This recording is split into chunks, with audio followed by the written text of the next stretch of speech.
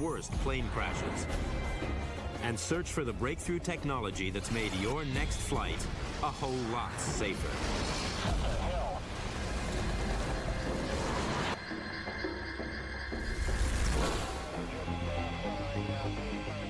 January 25th, 1990, as fog engulfs JFK, planes stack up overhead.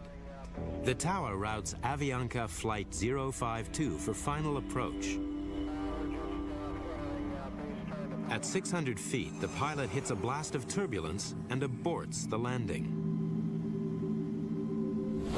We just missed the best approach and we're maintaining 2015. Then, the pilot relays bigger news.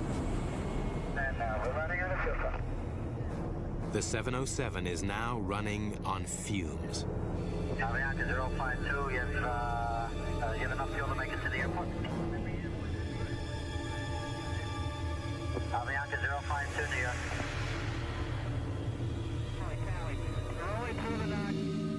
Avianca 052, radar contact lost. Flight 052 crash lands in Cove Neck, Long Island. No fuel, so no fireball. It belly flops on a slope, splits in two, then shudders to a stop. 85 survive, 73 die. When Barry Trotter and a team from the NTSB examine the wreckage, they make a chilling discovery. More should have survived. The majority of them died because the seats failed. So the passengers still strapped to their seats were moving forward and bumping and piling up against the other passengers ahead of them. When you think about the fact that the fuselage stayed together and protected the people in that way, it's the seats that didn't protect the people. Their seatbelts stayed intact, and the rescuers said that all the seatbelts were attached, but with the seat not staying attached to the airplane, you lose all benefit, any protection of the restraint system, because you go flying with your seat. It's not the first time seats failed so badly. 8 years before, horror in the nation's capital. Air Florida 90 came down in the Potomac River. Investigators have found the victims of the Air Florida disaster were not killed by the crash impact of the plane with the bridge or river. Instead, they died when almost all the seats broke loose. By the time of the Cove Neck crash in 1990, aviation has gone through a digital revolution. But back in the cabin, passengers are still living in the 1950s. Rules dating back to 1952 state that seats must withstand a force 9 times stronger than gravity.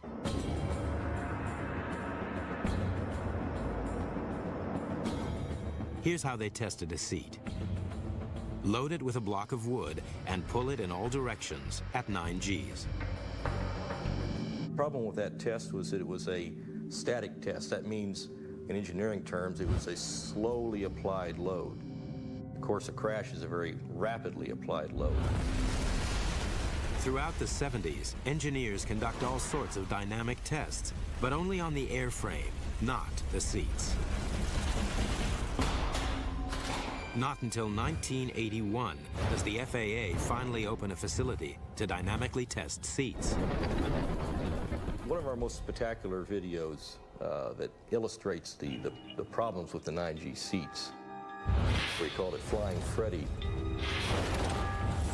Freddy reveals the fatal flaws.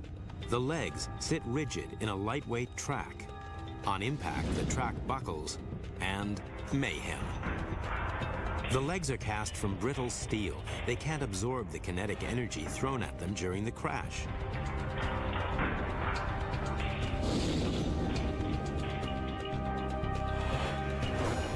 "9G was out. Seats had to withstand a stronger force. But how strong? There was a lot of research that went into determining just what G level was being experienced by the occupants of survivable airplane crashes. And this is from dropping fuselages and controlled impact demonstrations. At NASA's drop test facility in Langley, tests reveal that both passengers and aircraft floors can survive impacts up to 16 Gs.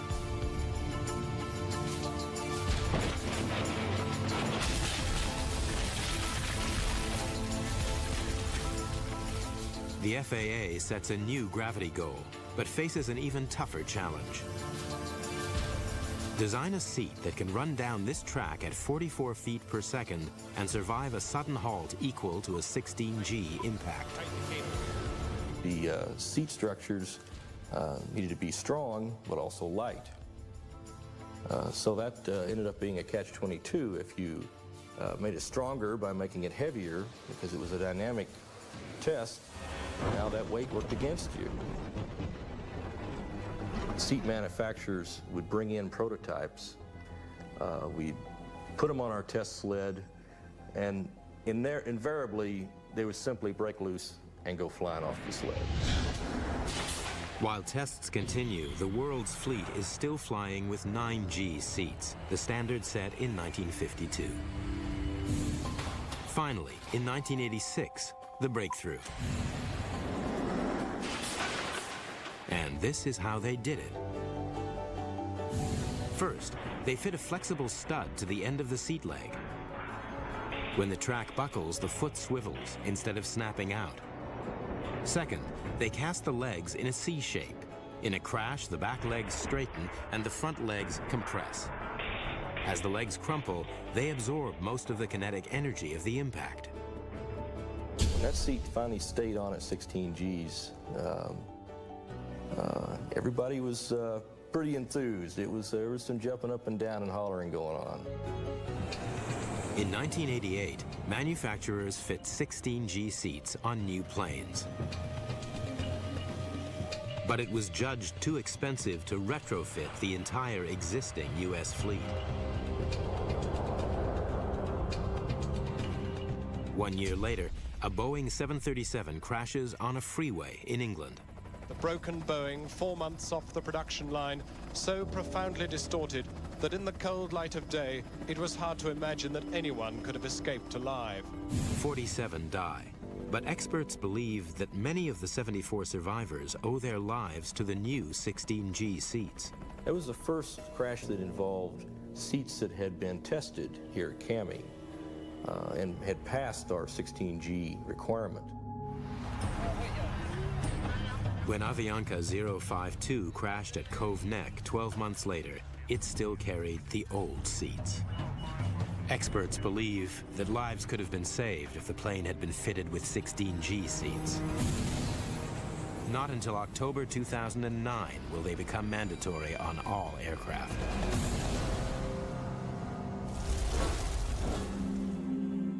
Los Angeles has always had some of the busiest skies in the country. In 2008, almost 60 million people flew in and out of LA in one single month. Busy skies, but closely watched. Over an area of 7,000 square miles, 25 airports, employing nearly 300 air traffic controllers. August 31st, 1986. A clear day with visibility up to 14 miles. At 11:46 a.m., the LAX tower clears Aeromexico 498 for descent. On board, 58 passengers and 6 crew. 6 minutes later, the DC-9 disappears from the radar screen. A photographer captures the moment it drops from the sky. Talking about tons, literally tons of aluminum and parts coming down in a very uncontrolled fashion. The DC-9 crashes over the sprawling suburb of Cerritos. There's smoke, there's fire everywhere. It creates an enormous destructive path. It's carnage. Rescue teams quickly make a grim discovery. The wreckage is from 2 aircraft. In a schoolyard, they find the fuselage of a twin-seater Piper. All 67 people on the planes are killed, 15 more on the ground. How did 2 aircraft collide on a clear day in such closely watched skies?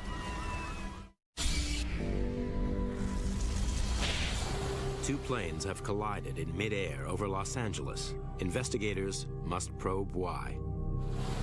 They check the flight records and discover the Piper left Torrance Airport 12 minutes before the crash.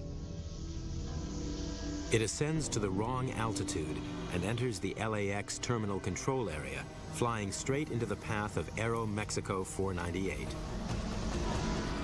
The air traffic controller didn't know